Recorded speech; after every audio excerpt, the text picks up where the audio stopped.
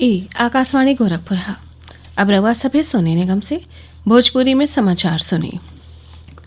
संसद के एह बेरी होखे वाले मानसून सत्र में प्रश्नकाल और सांसदन की ओर से निजी विधेयक पेश कैले का व्यवस्था नहीं हुई। शून्यकाल में भी कुछ प्रतिबंध रही हैं। लोकसभा और राज्यसभा सचिवालयन की ओर से जारी अधिसूचना में कहल गयल हवे कि 14 सितंबर से 1 अक्टूबर ले आयोजित एह सत्र के दौरान कौनो अवकाश नहीं हुई। दोनों सदन शुक्र और अतवारों के काम करी हैं। कोविड महामारी के देखत दोनों सदनन का बैठकी दुई पाली भिन्न 9 बजे से दोपहरिया 1 बजे ले और फिर दोपहरिया बाद 3 बजे से संझा 7 बजे ले हुई। पहला दिन के छोड़ के राज्यसभा का बैठकी भिन्न के और लोकसभा का बैठकी संझा के पाली में हुई। देश में कोविड-19 से ठीक होखे वालन का दर अब करीब 77% हो गयल हवे।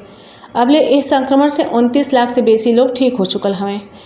पिछला 24 घंटा में 62,026 गो मरीजन के इलाज के बादे अस्पताल से छुट्टी दिहल गई।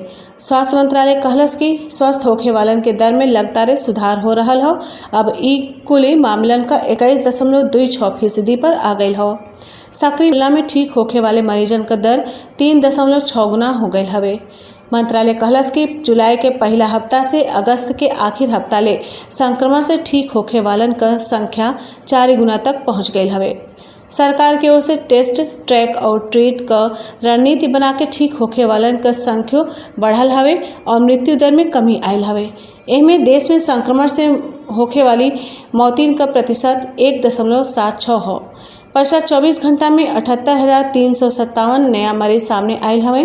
पिछला 24 घंटा में महाराष्ट्र, आंध्र प्रदेश, कर्नाटक, तमिलनाडु और उत्तर प्रदेश में कुल मामलन का 50% मरीज सामने आयल हवे।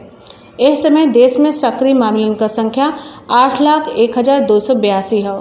पिछला 24 घंटा में भइल 1,045 को मौतिन के साथ ही अबले इस संक्रमण से 66,333 लोगों का मौत हो चुकल हवे। देश में पिछला 24 घंटा में 10,12,000 से बेसी कोविड नमूनन का जांच कयल गयल। भारत में पिछला 5 महीना में कोविड जांच क्षमता में बहुते बढ़ोतरी भइल हवे। एह बरिस 23 मार्च के कोविड नमूनन के जांच बदे खाली 160 प्रयोगशाला रहे, जवन बढ़ के 1,614 हो गयल हवे। एहमे से 1,019 को प्रयोगशाला सरकारी हैं आ 595 गो निजी प्रयोगशाला हैं। अबले करीब 4,43,37,000 नमूनन का जांच कइल जा चुकल ह। देश भर में संक्रमण दरों में कमी आयल हवे और ई करीब 8.5% हो गयल ह। राजस्थान, उत्तर प्रदेश, पंजाब और मध्य प्रदेश में संक्रमण दर 5% से भी कम हो। सज्जो राज्यन और केंद्र शासित प्रदेशन में विश्व स्वास्थ्य संगठन के परामर्श के हिसाब से प्रति 10 लाख के जनसंख्या पर रोज 140 से बेसी जांच कइल जा रहा हो। सूचना और प्रसारण मंत्री प्रकाश जावड़ेकर स्वदेशी ऐप के प्ले स्टोर पर पहले 10 जगह पर आवे पर खुशी जतवले हवे। एगो ट्वीट में श्री जावड़ेकर कहले कि प्रधानमंत्री नरेंद्र मोदी अपने पिछला मन की बात कार्यक्रम में आत्मनिर्भर भारत के बढ़ावा देवे बदे स्वदेशी ऐप विकसित करे बदे लोगिन का आह्वान कैले रहले। प्रधानमंत्री कुटकी किड्स लर्निंग ऐप, चिंगारी ऐप, आस्क सरकार app, step set go app का भी उदाहरण दिले रहले। पूर्णिया विश्वविद्यालय बिहार के कुलपति प्रोफेसर राजेश कुमार सिंह के दीनदयाल उपाध्याय गोरखपुर विश्वविद्यालय का नया कुलपति नियुक्त कयल गयल हवे। राज्यपाल आनंदीबेन पटेल आज राजभवन से उनका नियुक्ति पत्र जारी कैलिन। प्रोफेसर सिंह कार्यभार ग्रहण कैले के तिथि से 3 बरिस के अवधि खातिर कुलपति का कार्य करी हैं। अपने आत्मनिर्भर भारत श्रृंखला आज हम आप खातिर एगो ऐसन मोबाइल ऐप के बारे में जानकारी ले आयल हैं जेके बिना कोनो विदेशी सहायता के देश में ही विकसित कैल गयल हवे।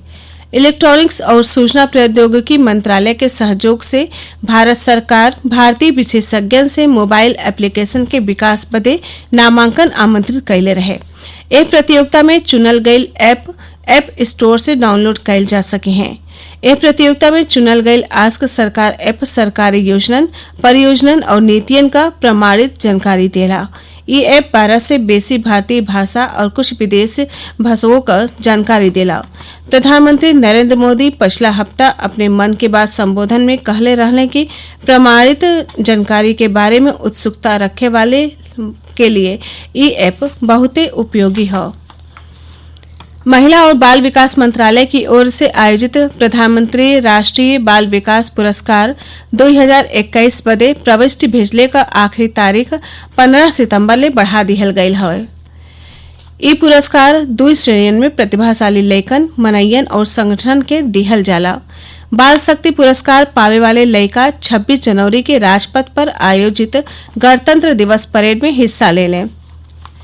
एकरे साथ ही भोजपुरी समाचारन का ई बुलेटिन पूरा भइल। नमस्कार।